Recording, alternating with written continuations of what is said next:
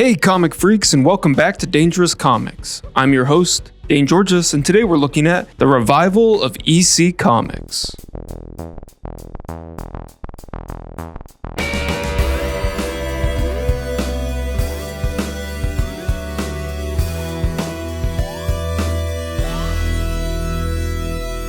Now, after not being produced for nearly 7 decades, EC Comics is back, and it is being published under Oni Press. With this relaunch came a brand new logo, brand new look for the books, and our first 2 titles that came out were Epitaphs from the Abyss and Cruel Universe. You can see that there's a whole new design that's been brought to this. We've got a redone EC Comics logo.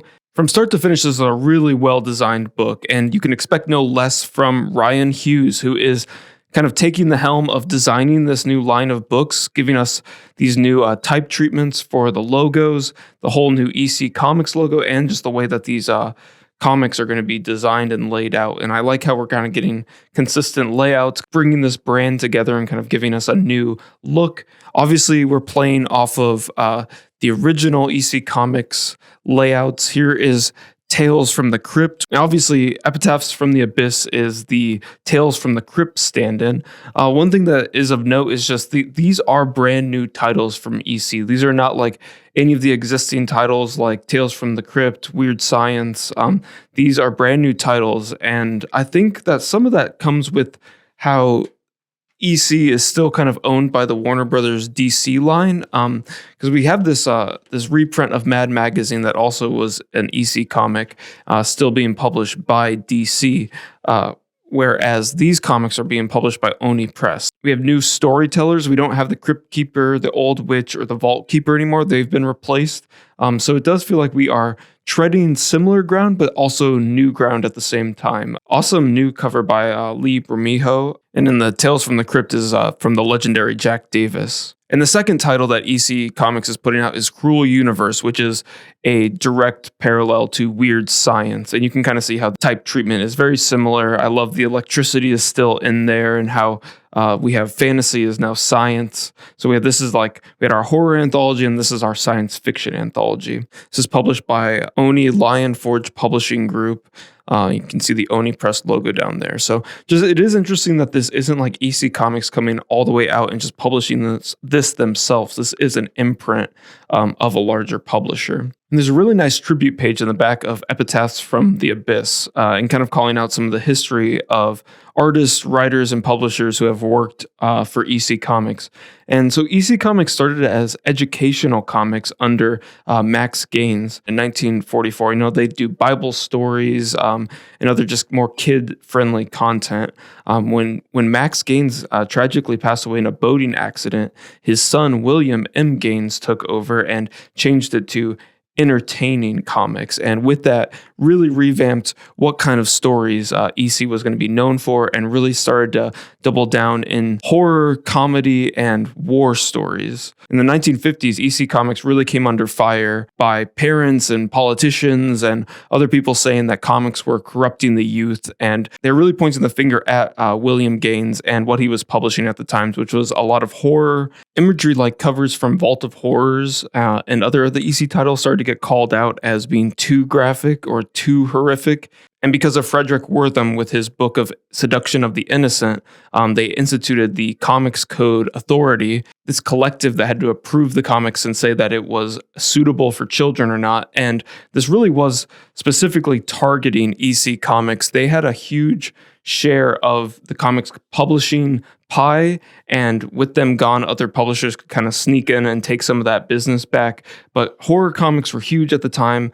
They came under the gun, and then all of a sudden there was now this board that was saying what was approved and what wasn't for children to be reading. And with this Comics Code Authority, EC Comics was no more. And so both of these titles debuted in July and August of this year, 2024. One thing that I really appreciate about both these titles, and I think that's a nice through line of all these stories, is that they are all lettered by the same team, and it uses the same lettering throughout. And I think that really helps keep all these stories consistent and is a really kind of cool callback to the original EC Comics. These original books were lettered with this process called the Leroy lettering system. You'd be tracing a preset letter that then would kind of like draw it for you. And it kind of like made it a little bit more standardized. So all of the lettering kind of looked almost more like it was typed out, but it's still hand done just using this kind of like draftsman tool.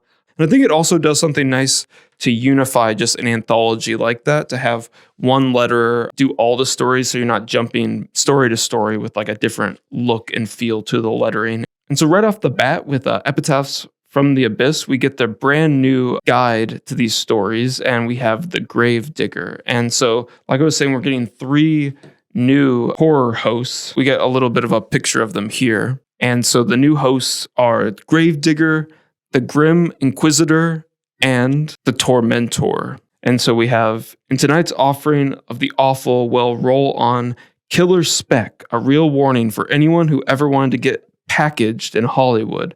Senator brings dread to the steps of the American Capitol. Then one suburban family goes to pieces, lots of them, in family values. And finally, us versus us puts a flame to the last fraying threads of humanity that holds us together, and then the fun really begins. Read now from the Epitaphs from the Abyss.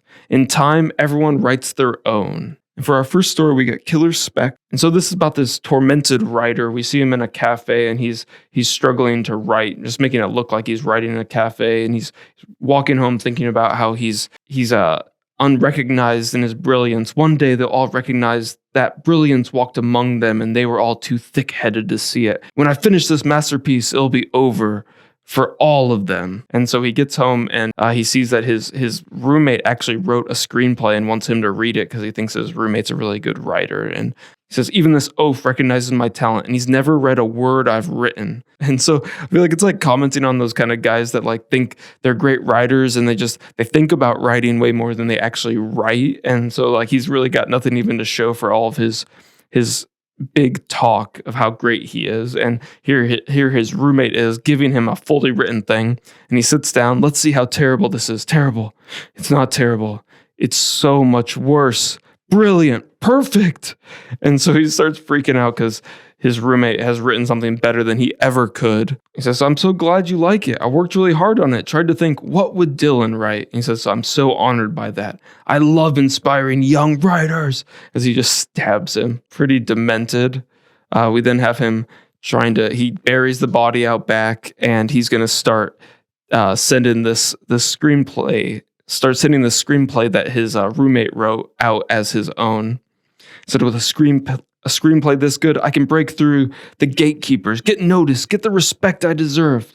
Honestly, it's the best ending. And then we kind of get this like supernatural kind of twist as the roommate comes back to life and then attacks the killer and chops him up. And then when he's sending the scripts out, he sends a little piece of the dead Dylan with him. So someone gets a script and they get a head or a hand with it. Then we move on to Senator, which is about this reporter thinks this politician is flip-flopping. And when she goes to interview her and talk to her, she shows her some clips that kind of show some contradiction in her story. And when she does that, she gets this bad headache and gets carted off. When she tries to follow, she finds this like empty, creepy building, goes down the elevator, and we get met with this black hat kind of CIA guy. We get this view that the senator was hiding, that she's got this incision in her head with this like wig. I see your issue, and we've got to pluck it out. So they're like plucking out bad ideas and putting in loyalty. Moving on to the next one, we have family values. He has to choose who's going to die in his family. He can either take his own life or one of his beloved families. And we kind of see more that there's like these guys that have them tied up. They're making him make a decision. He's struggling with it. It's bringing out all of the family problems. They're all coming to a head as he's like battling with his own son. It's getting like psychological. And I love this art by Phil Hester. I'm a big fan of Phil's. Really like how he plays into silhouette. And I like how we never really see these operatives. They're just these like black silhouettes. This kind of panel is like so impactful and dramatic with just the white and the red of the lettering. You get the countdown going the whole time as they go down to 1. He's going to have to make a decision as he's pointing the gun at his wife. And we see this guy's excited that he won, and we kind of are assuming that he's watching this whole event happening, because we are earlier shown this camera that's recording this interaction as the dad is making his choice. So we see that this guy's been watching and he's placing a bet. He won, and his prize is that these operatives are now coming to his house, so he can have to make a similar decision. Us versus us. And this is where we get Gravedigger actually comes back and kind of playing on those old horror host circles. He's putting in a little caption circle up there, and we get these two people running away from a burning building. Some really good cartooning here, and they're running away and they see these like flesh lumps of people. So they're obviously like running away from monsters, and we're kind of setting up the who's the hero, who's the villain, kind of right off the bat. Here we get a really cool view of them under the bed, and this is where Lee Bramijo was taking this image, and it's really cool to see this moment kind of done in hyper detail here. And I love that it's like a literal 1-to-1 of a panel in the comic. So they're walking by and they're trying to hold their breath to be quiet. But that little like flesh mound character finds them and they scream. It's enough for them to find them. And we get this really cool view of these like kind of like mutated looking humans. We're now seeing that they are like sniffing out the people, and they say that they smell like gasoline, and they're actually the people that started that fire. This is a story by Brian Azzarello with art by Vlad Legostov. I believe that's how you say his name. I'm sorry if I'm butchering that. I love his monster designs. Gasoline. It was our evening service. You just incinerated families, people. I swear we didn't know there was anybody in there. And besides, you're not people. You're vaxxers. You're a sin, which might not be a strong enough word. And so this is kind of just, it's a little bit heavy-handed, but it's a little bit of playing on like looking at who is the real monster. These people are like killing them because they use vaccinations, and they're obviously anti-vaxxers. And so they killed all these people's families because they don't really see them as people. And so he's saying, without the vaccine, you're going to die. By my free will, sheep. Hold on, I took the vaccine on my own free exactly. Sucking off the government's teat. Crimea, river of blood. I love the cartooning in this panel as his eyes are just like bulging out of his head. Super scared. He says, Junior, don't let them jab me. Don't worry, babe. I'll do the right thing or die. Oh, and then he dies. And so she's sitting here with them. And I think the idea is that they're going to give her the vaccination now, and maybe she'll live. And she says, what happens after we die? You go to heaven. Just kidding. We eat you. And so we get a letters page from the publisher. I really like the reinterpretation of the EC logo that Ryan Hughes did. It's really clean. It's very similar to the original, but I really like how he's streamlined it, and it's very nice in all the different lockups that he's got it.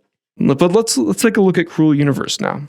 I like the subtle differences of like our design of how we're handling these different books. Cruel Universe, we get this awesome page of like a spaceship door. Obviously, Epitaphs from the Abyss is making it look like it's written on a tombstone. We get The Champion, which is a gladiator story, which focuses on this final alpha of the group, kind of just seeing like who's going to survive in the long run. We're kind of introduced to this new batch. It all started on a trading expedition gone bad. The guys I was trading with ended up being pirates, and these pirates take all of the shipmates into captivity, and they're going to make them fight. And we see them all in their cells, and we'll see this kind of imagery come back as like there's fewer and fewer people in the cells. I also should say this cover is by Greg Smallwood. He's probably best known for his DC hit Human Target with Tom King. He also did some amazing work on Moon Knight and some other titles, but really great fit for the covers here. Whereas Lee Bramijo is doing the Epitaphs from the Abyss with kind of like a darker, grittier style. I really like Greg Smallwood to take on sci-fi illustrations, and they look very pulpy. And I think it's interesting, this first story has a very like Greg Smallwood kind of style, or like a Paulo Riviera.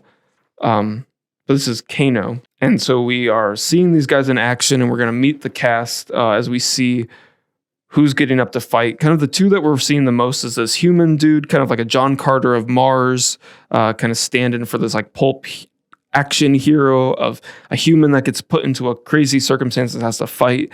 We're also seeing this T-Rex, kind of our stars right on the cover. And we're seeing like that there's like a lot of fan intrigue for these guys. There's kids that are trading them, like trading cards, seeing who's going to win. And we see this image again as like all of their comrades are falling. There's only like 3 of them left. And they're kind of going into these final battles. Kind of got some like romance intrigue as like this alien is falling in love with the man, kind of sneaking in into their cell to wish him luck on the final fight. And then we get this really cool, fun twist in here where all of a sudden we do see that we kind of get a clue to who these caption boxes have been attached to. We've been assuming that is the human male because that's kind of like our main focal point. That's who we kind of see from the first panel, at least as like the center of attention. But as we pull into this final panel, we do get this reveal that the captioning is actually coming from the T-Rex. So we get this final twist that who we've really been listening to and who we've been following in this adventure is the T-Rex. And it's a cool twist of making you kind of flip back, and something that I think works really well for a comic because you can flip back and control that kind of pace of it.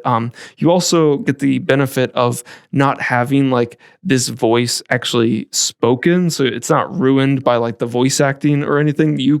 This voice is in your head first and you're reading it as this human, but then on the second read you get to read it as the T-Rex, and I think that's a really cool way to go back and enjoy the story again. And the art is just amazing here. I'm really drawn in by this kind of like cartoony action. I really love the way that Kano is drawing the T-Rex with so much emotion. But then as he's passing away, he's thinking of his life, whose greatest joy was the birth of his daughter. A simple Grimlax who spent the end of his life fighting to just go home. And if you see me as an animal, then maybe what you're really seeing is just a mirror image of yourself. And so I think this is one of my favorite stories of the whole first line of comics. This one really pulled me in. Next is Solo Shift. I kind of think, just to be fair, to be honest with you guys, I think that this is the weakest story of the bunch. This is about this space pilot that's going out to adventure. He's been on a ship for a while, and we get right from the first page that he's getting broken up with his girlfriend while he's out in space. And he's really sad about it. And he goes on and he sees another ship. And when he goes into the ship, he finds a murdered woman. He sees that the woman has been doing some research, and what she's researching is time travel. Woo!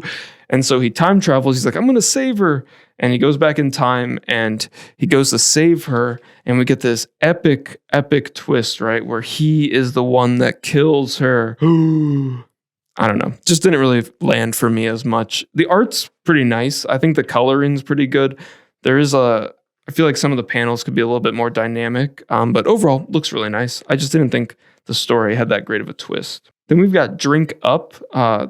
This has art by Jonathan Case. I really like his work. There's a graphic novel that he did with a character in it that was like the creature from the Black Lagoon. And then I also know his work from the Batman 66 comic that he did with, I believe it was Jeff Parker. But really like Jonathan Case's work. And this is about this like billionaire that is just like always on the go, always doing crazy stuff, just kind of like this eccentric billionaire. And he is looking for something specific. He's also kind of like having his people dig, and what he's looking for is the Fountain of Youth. And he finds it, and I really love the coloring that we get here. This kind of, the old EC comics would kind of do this like really garish, like greens and yellows and purples, but like it really helped these characters pop on that old newsprint comics and kind of helped with the printing process. But I really think that this comic kind of leans into that and like just allows it to have this really dramatic lighting. I love this red in here. I think it's really good. It could be over rendered, but it looks amazing. It's very dramatic, really sets the tone. And so he's going down to the Fountain of Youth. And when he does, there is an earthquake because of the digging that they were doing. And when he's down there, one of the beams falls and traps him as he's drinking the water. So he's going to be like eternally kind of drowning because now he can't die as he's drank this water. Or I guess now we'll see if it was true or not, right? This is the test. Will he die in the water, or will he be alive forever, just constantly drowning? But really great. I love how this action, the lettering is built into there. I think it looks really good as it's part of the beam that's falling. And then we get Priceless. This is about an old dying, another billionaire. This one's a little older, and he's dying. And we have this guy that's going out and experiencing these crazy high adrenaline situations for this billionaire. So he's doing this events, he's doing some bungee jumping here, and he's going back, and then he's getting his memory pulled out of him with this like gun. And it's like taking this reading from his brain, but as soon as it's gone, he doesn't remember it anymore. And so he gets his next assignment, and he needs a heavy drink for it because it's going to be a doozy. And so what he's been tasked to do for this old man, because he wants to experience it, is he has to go kill this woman. And so when he has this woman, he's kind of like having a breakdown about it. And she says, or you could take a stand, let me go. Imagine how good that would feel to be a hero.